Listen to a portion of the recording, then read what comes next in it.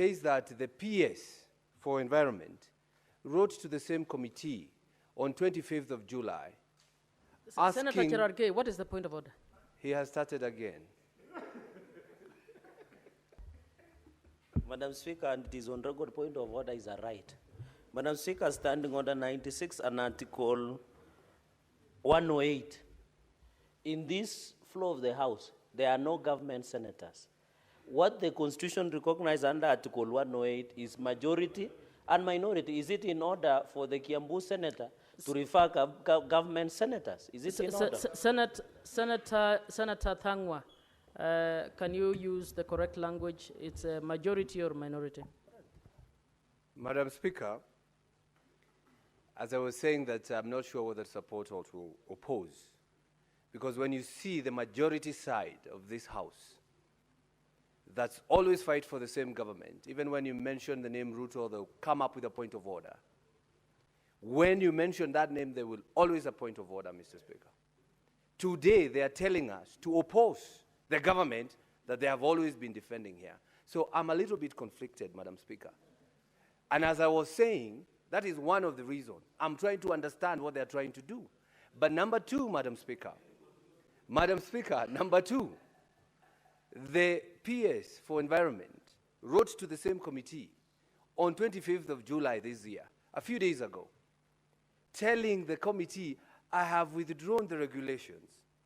Give me a bit of time to go and conduct fresh public participation. So, Madam Speaker, the government is willing to do fresh public participation. But here, we are being told, let's nullify. So that's what I'm saying, I'm for sure not understanding.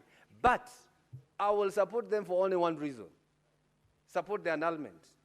Because, Madam Speaker, this public participation, which is very important that we consult Kenyans frequently, was done 7 years ago.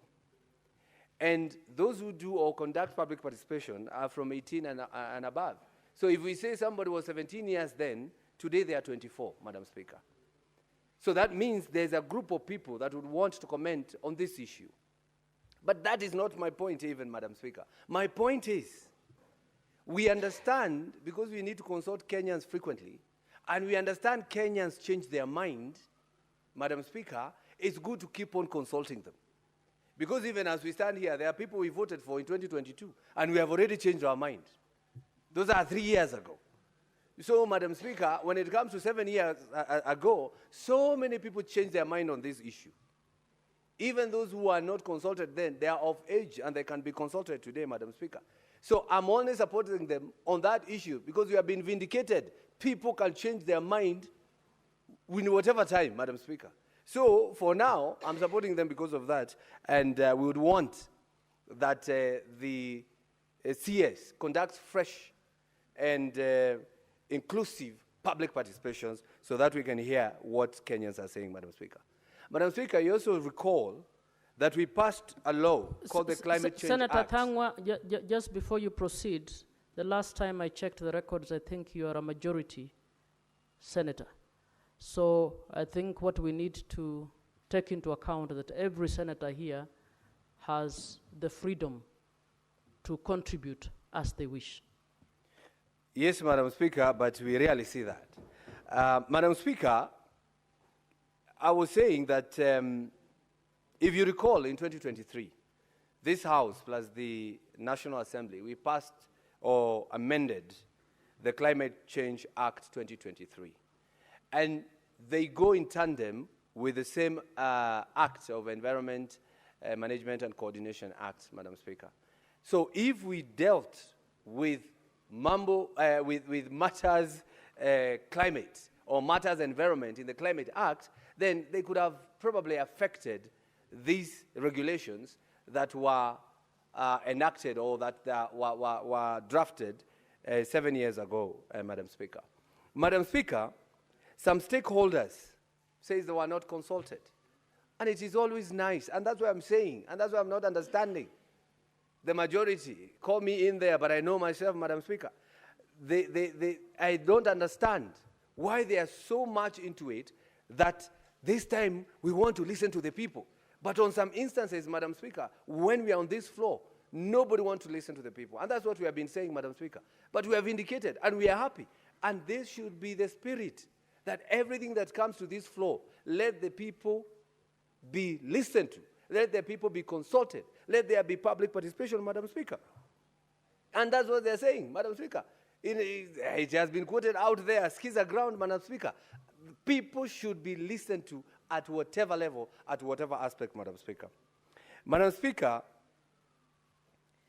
what you are calling for by annulling these regulations, Madam Speaker, is that we call for fresh, inclusive engagements.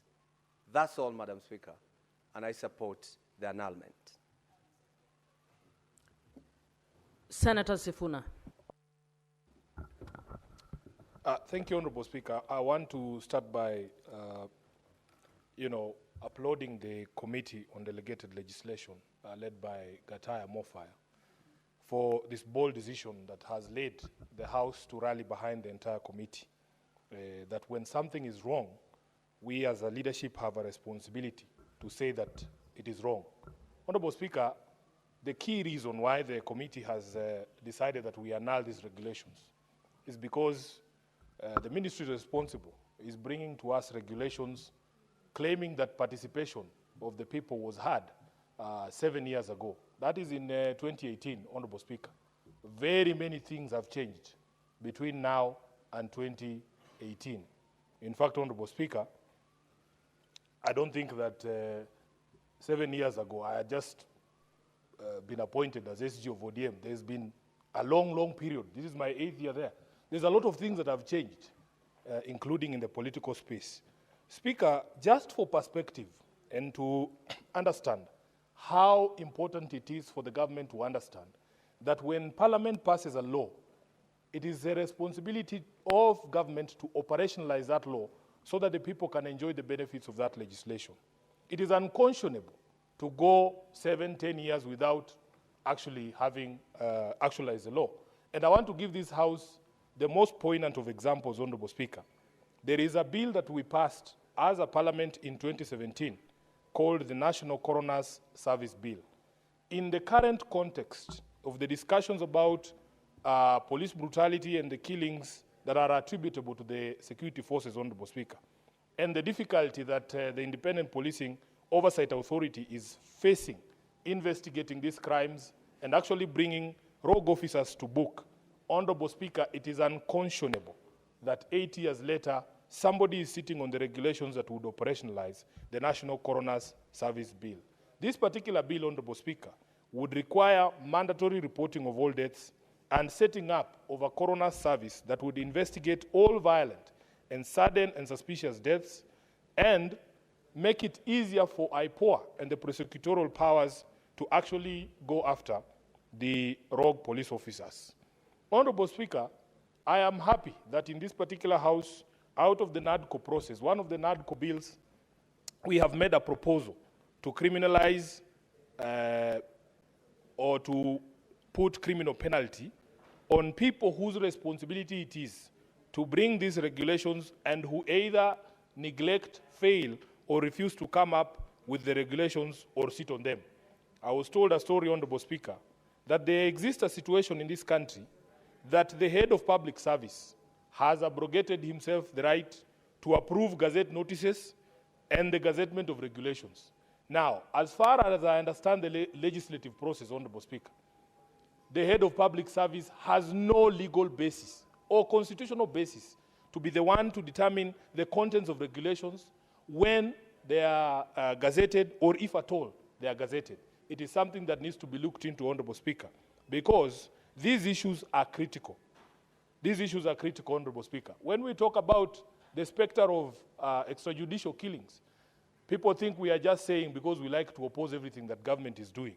But they have consequences on the standing of the country and the nation that is Kenya on the world stage. Just recently we were told, Honorable Speaker, that the US Congress is now reviewing the major NATO ally status of Kenya, and part of the review will cover these cases of abductions, torture, and violence against civilians, it has become difficult for us to find justice against the rogue police officers who have killed our young people because of failure by people in government to actually put in place regulations for important bills, such as the coroner's service bill.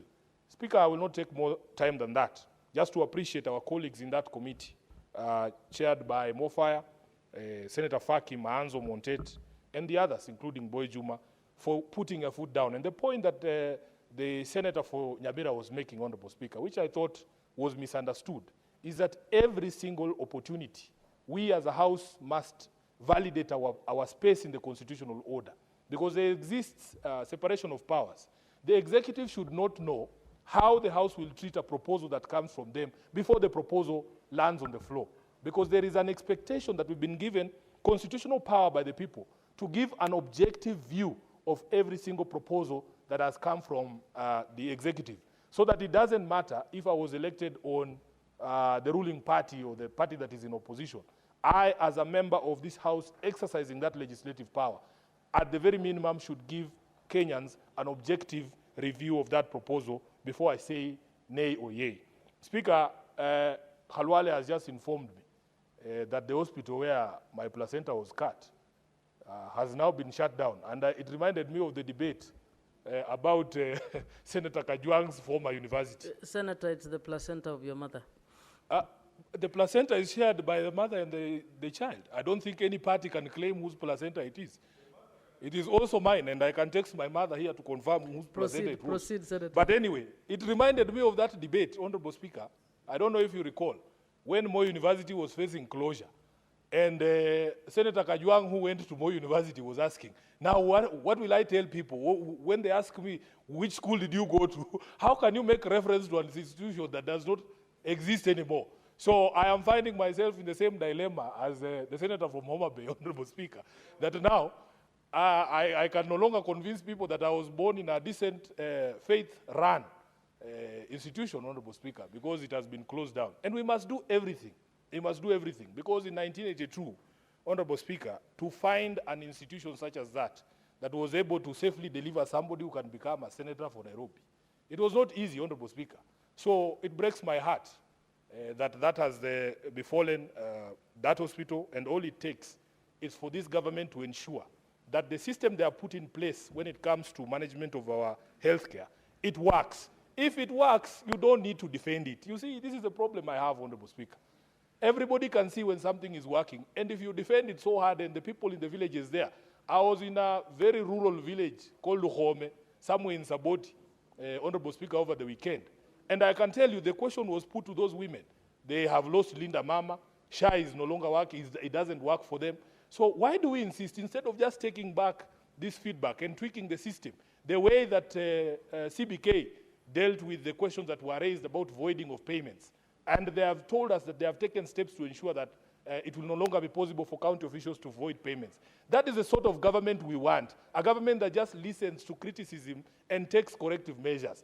I was very pleased myself when, after bringing the question of university accommodation fees here, the ministry actually took steps to correct that. That is what we expect from a government that is responsive, not just being defensive and sending hecklers to heckle us down here in Parliament whenever we raise these issues. People like, I don't want to mention them, Honorable Speaker. I've finished. Thank you. Senator Tabitha Mutinda.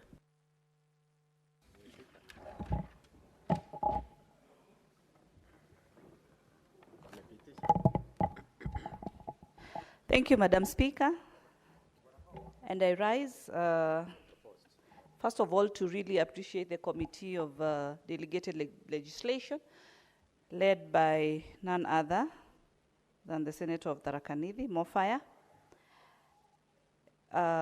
Madam Speaker, I was just looking at the issues that the committee looked at, you know, as far as, yes, we are trying to address that the issue of public participation, which was lastly conducted in 2015. 10 years down the line, Madam Speaker, according to the report that I've looked into, although I've had colleagues talk about 2018, but just to clarify from their report, they're saying that it was the year 2015, Madam Speaker. I've also tried to look at the issues that they were able to raise, Madam Speaker, and they are very valid issues. One of them, Madam Speaker, being on the issues of the cost or the fees that needs to be charged. These are fees that had been proposed those 10 years ago, Madam Speaker. We are 10 years down the line and things have changed.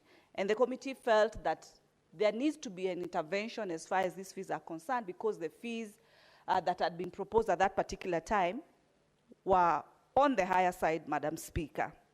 The other issues that I've also looked at that the committee was also able to raise was the issue of obstruction by community members from accessing the resources in the forest, Madam Speaker.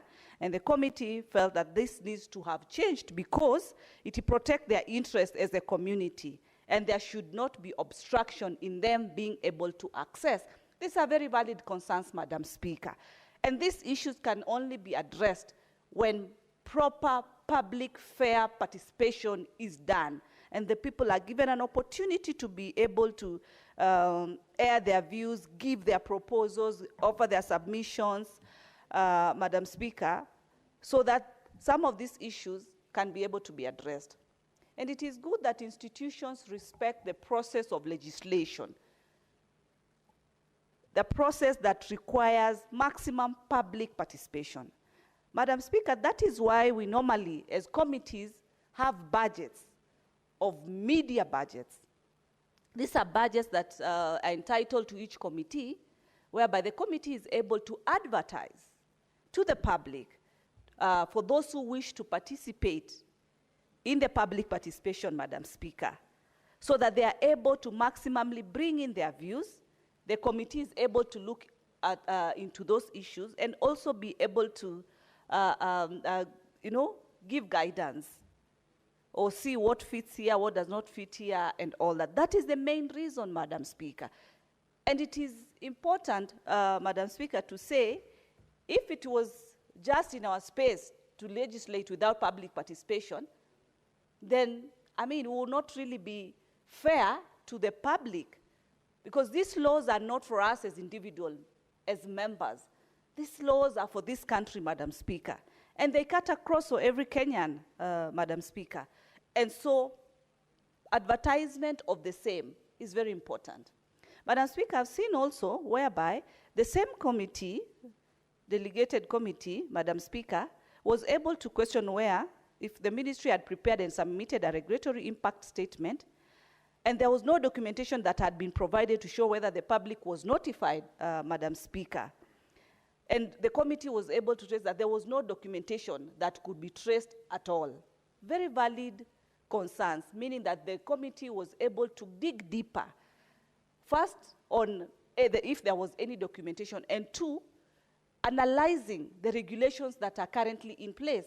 Are they worthy to be in place in this year, 2025?